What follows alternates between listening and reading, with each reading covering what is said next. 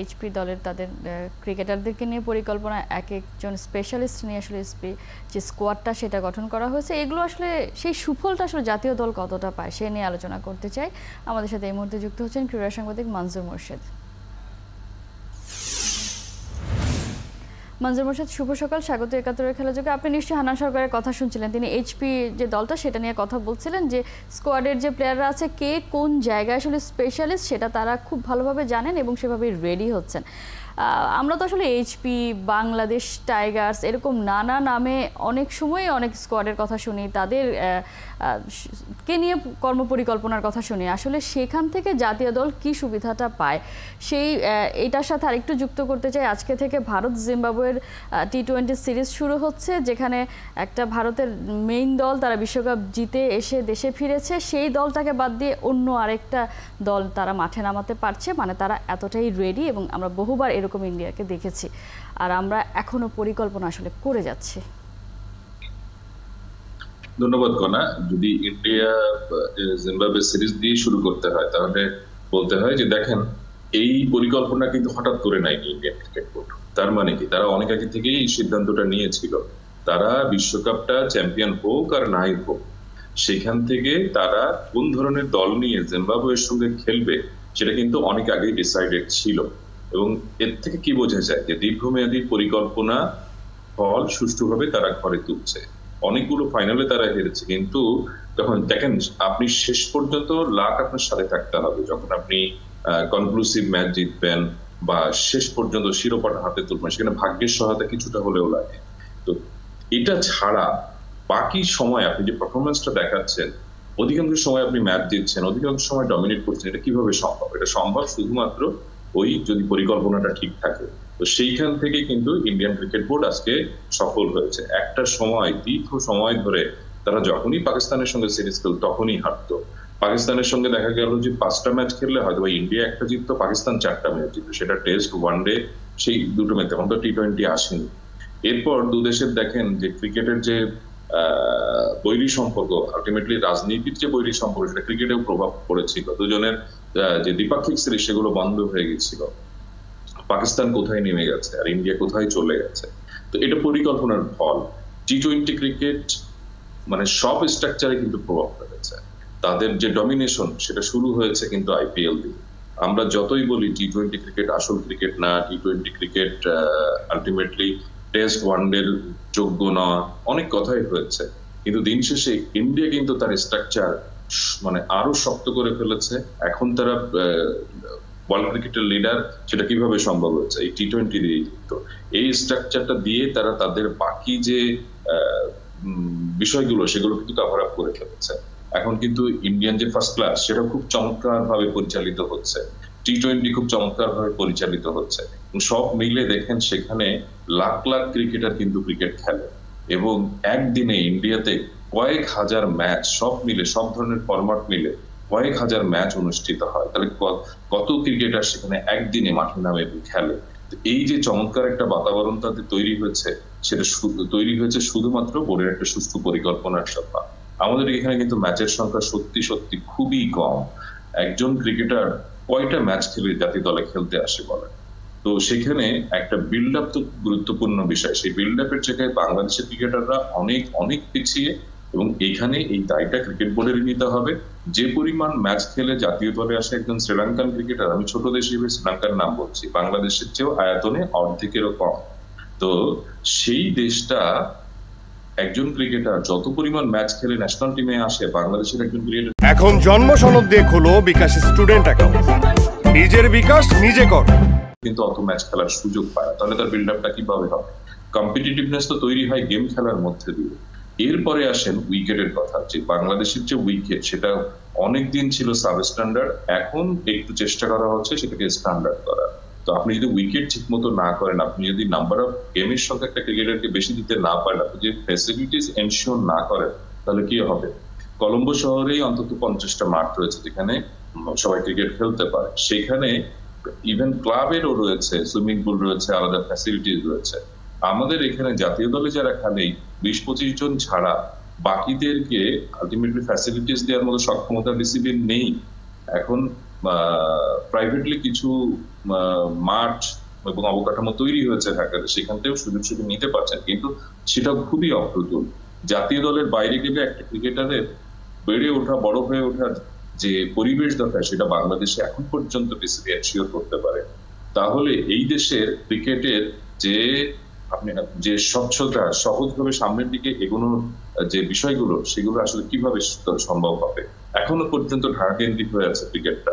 আমরা এখনো পর্যন্ত আরসিএটা গঠন করতে পারিনি, রিজিওনাল ক্রিকেট অ্যাসোসিয়েশন, এবং বাংলাদেশের যে বিভাগীয় বড় বড় শহরগুলো রয়েছে সেগুলোকে ক্রিকেট অপারেটেড করতে পারিনি। তো এইভাবে একটা দেশের ক্রিকেট কিভাবে এগোবে? এই নাম্বার হবে 20-25 জন ক্রিকেটার নিয়ে আপনি ট্যালেন্ট কিভাবে পাবেন? তো আপনি যতই ওই হাই পারফরমেন্স নাম দেন, বাংলা টাইগার্স নাম দেন, ঘুরে ফিরে তো সেই একই মুখ। আমরা মুখ তুলে আনার জন্য আমাদের যে দরজাটা সেটা বড় করছি না, বরং দরজাটা সংকুচিত রেখেই আমরা অনেক নাম দিচ্ছি, এবং সেই নামগুলো দিয়ে আমরা ওই ছোট্ট দরজাটা দিয়েই ঢোকার চেষ্টা করছি যে না আমরা একটা বড় প্ল্যাটফর্মে যাব। এভাবে আসলে কতটুকু সম্ভব? আজ পর্যন্ত আমরা যে 5 স্টার যে পঞ্চপাণ্ডবের কথা বলি, ওই পঞ্চপাণ্ডব মানে কয়জন ক্রিকেটারকে এখন পর্যন্ত তৈরি করতে পেরেছি যারা ইন্টারন্যাশনালি আমাদেরকে সাকসেস এনে দিচ্ছেন? হয়তো শুরুতে গ্লিমস দেখাচ্ছেন, কিন্তু তারপরে কিন্তু সেই কন্টিনিউশনটা থাকছে না। ধারাবাহিকতার মারাত্মক অভাব, তরুণদের উপর আস্থা রাখা যাচ্ছেন না। এভাবে কি সামনের দিকে এগোনো যাবে? নিশ্চয়ই সামনের দিকে এগোনো যাবে না, এবং আমরা তো আসলে পিছিয়ে যাচ্ছি। সেটা ক্রিকেট দুনিয়ার সবাই আসলে বলে, যারা অ্যানালিস্ট আছেন, বাংলাদেশকে যারা আসলে একসময় ভেবেছিল যে এই দেশটা একটা সময় হয়তো ডমিনেট করতে পারে, সেই দেশটা যখন আসলে এগোচ্ছে না কোনোভাবেই, তখন তো আসলে সবাই এই ধরনের কথাই বলে। তার মানে হচ্ছে মনজুর মোর্শেদ, আপনি তো আসলে পুরো ব্যাপারটাই খুব দারুণভাবে বিশ্লেষণ করেছেন। আমরা আসলে খুব বেশি প্রত্যাশা করার আসলে সুযোগ নেই তাহলে, কারণ ঘরোয়া ক্রিকেটে আমরা সেরকম কোনো প্রস্তুতি দেখছি না, কোনো প্রিপারেশন নেই। জাতীয় দলের কোনো প্লেয়ার অফ ফর্মে চলে যাবে, তিনি যে আসলে কামব্যাক করবেন বা কামব্যাক করেছেন কিনা সেইটা দেখারও তো আসলে প্রুফ নাই, মানে সেটা দেখারও জায়গা তার কাছে নেই। তিনি আসলে কোথায় খেলবেন, কোথায় খেলে কামব্যাক করবেন সেই জিনিসটাও নাই। যে জন্য আমরা দেখি অফ ফর্মের ক্রিকেটার নিয়ে আমাদেরকে ওয়ার্ল্ড কাপ খেলতে যেতে হয়, এবং সেখানে আসলে তারা ফর্মে ফেরার চেষ্টা করেন এবং ব্যর্থ হন। আলটিমেটলি তাহলে আমরা এভাবেই এগোতে থাকবো? এভাবে এগোতে আসলে কেউ চায় না, এভাবে এগোতে কেউ চায় না, চাই পরিবর্তন। সেই পরিবর্তনের কথা কিন্তু আমরা বলছি। এবং দেখেন, যখন বাংলাদেশ টেস্ট স্ট্যাটাস পেল সেই 2000 সালে, তখন থেকে কিন্তু আরসিএ গঠনের কথাটা বলে আসছি, আমরা সবাই আলোচনায় আসছে। যতবার বোর্ড মিটিং হয় ততবার কিন্তু এই আলোচনাটা ঘুরে ফিরে আসে, কিন্তু ওই থোড় বড়ি খাড়া, খাড়া বড়ি থোড়, মানে খুব বেশি ডেভেলপমেন্ট নেই। আরসিএ পরিকল্পনায় রয়েছে, কিছু কাজ হয়েছে, কিন্তু সেটা যে এস্টাবলিশ করা, সেটাকে সবচেয়ে গুরুত্ব দেওয়া, সেটাকে যে সবচেয়ে প্রায়োরিটি দেওয়া, এই জিনিসটা না বিসিবির মধ্যে এখন পর্যন্ত দেখা যায় না। এবং এইগুলো যতক্ষণ না আপনি অপারেশনাল করতে পারছেন, ততক্ষণ আসলে খুব বেশি আশা নেই। আপনি ফার্স্ট ক্লাস প্রত্যেকটা টিম এক একটা হবে শক্তির প্রতীক, সেই জিনিসটা হচ্ছে না। ফার্স্ট ক্লাস টিমগুলো তাদের নিজের এলাকায় তাদের অবকাঠামো থাকবে, তারা সেখানে অনুশীলন করবে। তাহলে ক্রিকেটারদেরও ধরেন ওই টিমগুলোর উপরে মায়া তৈরি হবে, তাদের পারফরমেন্স করার একটা তীব্রতা তাদের মধ্যে তৈরি হবে। সেই জিনিসগুলো হচ্ছে না। আমরা এখন যদিও অবশ্যই পিকনিক ক্রিকেটার বলি না ফার্স্ট ক্লাস ক্রিকেটকে, তারপরেও আমার মনে হয় যে মানসম্মত ফার্স্ট ক্লাস হওয়ার মতো জায়গায় বাংলাদেশ নেই। এখানে দেখেন, আমাদের ইন্টারন্যাশনালে কম্পিট করতে পারে এরকম নাম্বার অফ পেসার্সের সংখ্যা কত? হয়তোবা সব মিলিয়ে 4 থেকে 5 জন বা 6 জন, এদেরকে ঘুরে ফিরে কিন্তু খেলতে হচ্ছে। তো আপনার যদি পুরো সার্কিটে, পুরো দেশে এই সংখ্যাটা যদি 12-15 জন হতো, তাহলে দেখতেন যে ব্যাটসম্যানদের জন্য ঘরোয়া লিগেই অনেক টাফ টাইম যেত। আমরা যদি 5-7টা ওয়ার্ল্ড লেভেলের কোয়ালিটি স্পিনার থাকতো, তাহলে হয়তো ব্যাটসম্যানদের অনেক টাফ টাইম যেত হচ্ছে ঘরোয়া লিগে। তাহলে কিন্তু তাদের সেই কনফিডেন্স তৈরি হতো, স্ট্যামিনা তৈরি হতো, তাদের সেই স্কিল সেটটা তৈরি হতো। তাহলে হয়তো আমরা দেখতাম না যে বাজে বলে যে ন্যাশনাল টিমের হয়ে তারা আউট হচ্ছে। তো সব মিলে ঘরোয়া স্ট্রাকচারটা খুব গুরুত্বপূর্ণ, সেটা ব্যাটসম্যানদের জন্য যেমন, সেটা বোলারদের জন্য তেমন। তো এইখানে কম্পিটিশনটা হলে, এখানে যখন সংখ্যাটা বেড়ে যায়, যে পারফরমেন্স সংখ্যাটা যখন বেড়ে যায়, তখন এতে উপকৃত হয় জাতীয় দল। তখন অফ ফর্মের কাউকে জাতীয় দল পিক করে না, এবং তখন জাতীয় দলের ম্যানেজমেন্ট, নির্বাচকদের বলতে হয় না যে অমুক অফ ফর্মে রয়েছে কিন্তু ওর বিকল্প তো নেই, কাকে নেব? এই যে কাকে নেব, এইটা কেন শুনতে হবে? 18 কোটি মানুষের দেশ, প্রত্যেক জায়গায় ক্রিকেট নিয়ে যে উন্মাদনা, এই যে আমরা এখন কথা বলছি ক্রিকেট নিয়ে, এবং এত তরুণ বয়সে এত ছেলে মেয়েকে ক্রিকেট খেলতে দেখি, তারা সেই সব প্রতিভা যায় কোথায়? তাদেরকে কেন নার্সিং বাডিং করা হচ্ছে না, বা তাদেরকে কেন ট্যালেন্ট বের হয়ে আসছে না? ওই যে বললাম যে আমাদের বিশাল সম্ভাবনা রয়েছে, সামনে বিশাল একটা ম্যান পাওয়ার রয়েছে, কিন্তু আমাদের যে দরজাটা সেইখানটা খুবই ছোট, সেখান দিয়ে আমরা সবাইকে ঢোকানোর চেষ্টা করি। এই ব্যাপারটা আসলে কেন, এই জায়গাটায় সংকটটা কেন তৈরি হলো? বিসিবি তো এমন না যে আসলে খুবই দুর্বল কোনো একটা বোর্ড, তাদের আসলে অর্থ সংকট আছে, পরিকল্পনা আসলে যারা করবে সেই জায়গায় ব্রিলিয়ান্স লোকজনের অভাব আছে, সেরকমও তো না। তাহলে কেন এই সংকটটা আসলে বছরের পর বছর? আপনার সাথে আমার যতদিন ধরে কথা হচ্ছে, আমরা কিন্তু ঘুরে ফিরে সেই ঘরোয়া ক্রিকেটের কথাই সবসময় বলি যে কেন পারফর্ম করতে পারছে না। মূল সমস্যাটা আসলে এই জায়গায় স্ট্রাকচারটাকে আরও বেশি উন্নত করতে হবে। আমরা বলছি, নিশ্চয়ই তারা তো জানেন, কেন করছেন না কাজ? এখানে আসলে তিনি কে প্রতিভাবান, হ্যাঁ, কার যোগ্যতা আছে, কার যোগ্যতা নেই, এইসব প্রসঙ্গ আমি যাব না। আমার মনে হয় এখানে তিনটি জিনিসের প্রধানত ঘাটতি রয়েছে। একটা হচ্ছে উদ্যম, একটা হচ্ছে আন্তরিকতা, আর আরেকটা হচ্ছে যে আপনার হচ্ছে যে ভবিষ্যৎ দেখা, ফোরকাস্ট, অর্থাৎ আপনি কোথায় যেতে চান সেই লক্ষ্যটা স্থির রাখা, স্থির করা এবং সেই অনুযায়ী কাজ করা। এই তিনটা জিনিসের ব্যাপক ঘাটতি রয়েছে। একটু পেছনে ফিরে যায় যে যখন আমাদের কিছুই ছিল না, তখন কিন্তু এই তিনটা জিনিস ছিল। এই তিনটা জিনিস ছিল দেখেই কিন্তু আমরা একটা সময় আইসিসি ট্রফি জিতেছি, একটা সময় আমরা ওয়ানডে স্ট্যাটাস পেয়েছি, আমরা এদেশে চ্যাম্পিয়ন্স ট্রফির আয়োজন করেছি, তারপরে আমরা টেস্ট স্ট্যাটাস পেয়েছি সেই 97 থেকে 2000। তো এই বিষয়গুলো ওই সময় ছিল, এই উদ্যমটা ছিল, এই আকাঙ্ক্ষাটা ছিল, সেই যে দূরদৃষ্টি সেটা ছিল, আমরা কোথায় পৌঁছতে সেই গোল সেটটা আমরা করতে পেরেছিলাম। এখন মনে হয় আমরা পারি না।